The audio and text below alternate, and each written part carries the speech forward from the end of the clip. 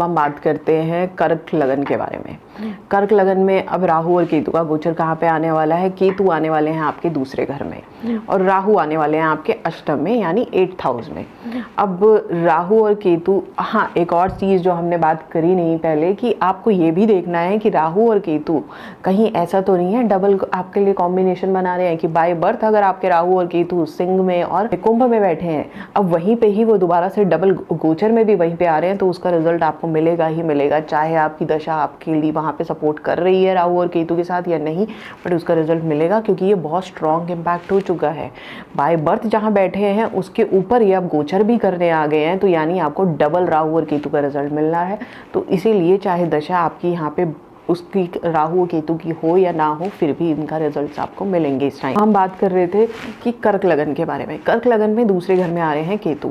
अब दूसरा घर किस चीज़ का है? दूसरा घर जो होता है ना आपका कुटुंब स्थान है, यानी आपकी जो खुद की फैमिली है, आपके बर्थ के बाद जो आपकी फैमिली है, क्योंकि फर्स्ट हाउस हमारा है, हमारी खुद की पर्सनालिटी को दिखा रहा है, तो उसके बाद अगर दूसरा घर आ रहा है तो हमारी जो फैमिली बर्थ के बाद हमारे को मिली वो वाली फैमिली में आपके रिलेटिव्स नहीं, जो आपकी फैमिली है यानी आपके पेरेंट्स, आपके सिबलिंग्स हैं, वो वहाँ पे आते हैं। अब उसका जो है सेकंड हाउस आपका स्पीच का भी, आपकी वाणी स्थान भी माना जाता है। सेकंड हाउस जो होता है आपकी ईटिंग हैबिट्स को भी दिखाता है, खाने का तरीका क्या है आपका। सेकंड हाउस आपके फाइनेंसेस का भी होता है, ये चीज़ें भी दिखाता है आपका सेकंड हाउस।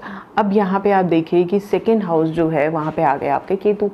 अब केतु यहाँ पे आ गए हैं, तो केतु यहाँ पे क्या करने वाले हैं, एक तो आपकी थोड़ी सी ना ईटिंग हैबिट्स को लेके आपको थोड़ा सा कॉन्शियस कर देंगे, आप थोड़ा सा अलर्ट हो जाओगे उस चीज़ को लेके, थोड़ा सा आप उस चीज़ में अपना दिमाग ज़्यादा लगाने लग जाओगे कि मुझे क्या खाना है क्या नहीं खाना। अगर आप वेजिटेरियन हो या नॉन वेजिटेरियन हो तो आप उसमें भी थोड़ा सा अपना इस टाइम पे ना फोकस करोगे कि मुझे क्या चीज़ मेरे लिए ठीक है, मुझे वेजिटेरियन रहना चाहिए, मुझे नॉन वेजिटेरियन रहना चाहिए, वो चीज़ भी आप इस टाइम पे उसके बारे में भी थोड़ा सा रिसर्च करोगे, थोड़ा सा पढ़ोगे कि क्या चीज़ सही है इस टाइम पे, वो करना चाहिए मुझे या नहीं। अब उसका एक रीज़न ये भी है क्योंकि अष्टम में राहु आ रहा है। 8th हाउस क्या है? 8th हाउस क्या है? आपके सडन जो इवेंट्स होते हैं लाइफ में, अप एंड डाउन्स होते हैं, उनको दिखाता है।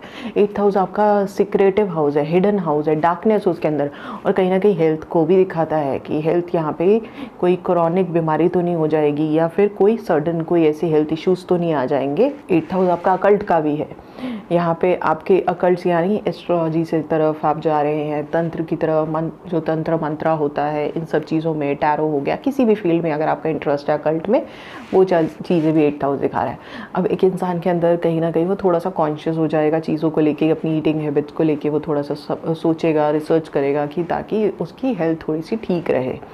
उसके अलावा सेकेंड हाउस जो है आपकी जो हम बात कर रहे थे इमीडिएट फैमिली का है, यानी आपके कुटुंब का है, वहाँ पे थोड़ी सी डिस्टर्बेंस आएगी या खुद ही आप थोड़ा सा उनसे डिस्कनेक्ट इस टाइम पे फील करना शुरू कर दोगे, या वहाँ पे कुछ ऐसे इवेंट्स होंगे कि आप अपने आप को खुद ही थोड़ा सा वहाँ से हटा लोगे। आपके फाइनेंसेस को लेके आप थोड़ा सा और अलर्ट हो जाओगे कि फाइनेंसेस मुझे कैसे मैनेज करने हैं, फाइनेंसेस में किस तरीके के मुझे चीज़ों को लेके समझदारी रखनी है, कैसे मुझे उन फाइनेंसेस को बैलेंस करके रखना पड़ेगा। क्योंकि केतु, आपको भी हमने बात करी कि केतु क्या करता है ना, केतु उस जगह से डिटैच करता है, यानी केतु का काम है कि भाई वो कहेगा या तो रिसर्च करो इसको, काम को लेके आपको किस तरीके से इसे समझदारी से वो करना है। अगर आपने वो सब चीज़ें नहीं करी तो आपको वो वहाँ से डिस्कनेक्ट कर देगा। तो अभी हम जहाँ पे भी केतु होगा, जहाँ पे भी राहु होगा, उन दोनों की एनर्जी को जब तक बैलेंस करके चल रहे हो, दोनों प्लैनेट्स परेशान नहीं करेंगे। अगर आपने उसकी एनर्जी को बैलेंस नहीं किया, क्योंकि एक्सट्रीम रिजल्ट्स देते हैं राहु और केतु, तो वो परेशान करेंगे। फिर वहीं पे राहु 8th हाउस में, आपके 8th हाउस जो है हमारे इन लॉज का भी होता है, तो इन लॉज के साथ भी एकदम से चीज़ों को लेके थोड़ा सा सडन इम्पैक्ट देंगे यहाँ पे। बट आपको क्या, जैसे हमने बात करी, बैलेंस करना है, तो आप अपने इस टाइम पे रिलेशंस जो भी हैं उनके साथ खुद ही थोड़ा सा टाइम टू टाइम एक अच्छा बॉन्ड कैरी करते रहो। 8th हाउस आपका हेल्थ इश्यूज़ की जो बात करी, तो आपकी ईटिंग हैबिट सही होंगी, तो हमने वही कहा कि केतु भी चीज़ों का वो ठीक करोगे तो राहु अपने आप ठीक हो जाएगा।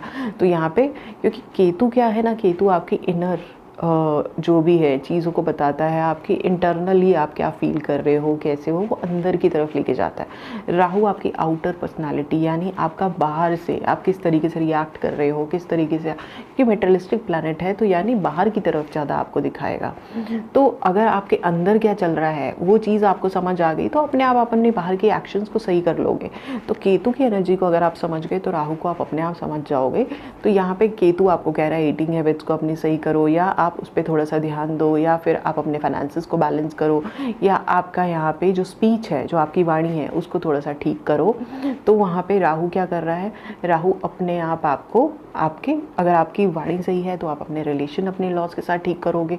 यहाँ पे 8th हाउस आपके हेल्थ इश्यूज़ जो है, आपके ईटिंग हैबिट्स सही होंगी तो अपने आप आपके कहीं ना कहीं 8th हाउस से रिलेटेड आपके जो हेल्थ इश्यूज़ हो रहे हैं वो भी आप ठीक करना शुरू कर दोगे, क्योंकि राहु एक फाइटर भी है, मतलब आपको हेल्प करता है उन सब चीज़ों में। बट 8th हाउस से रिलेटेड कई बार पॉजिटिव चीज़ें भी हैं, जैसे आपका टैक्स में कोई पैसा फंसा हुआ है, या आपका कहीं पे भी कोई आपका इंश्योरेंस का पैसा है, तो वो भी सडनली आपको मिल सकता है इस टाइम पे।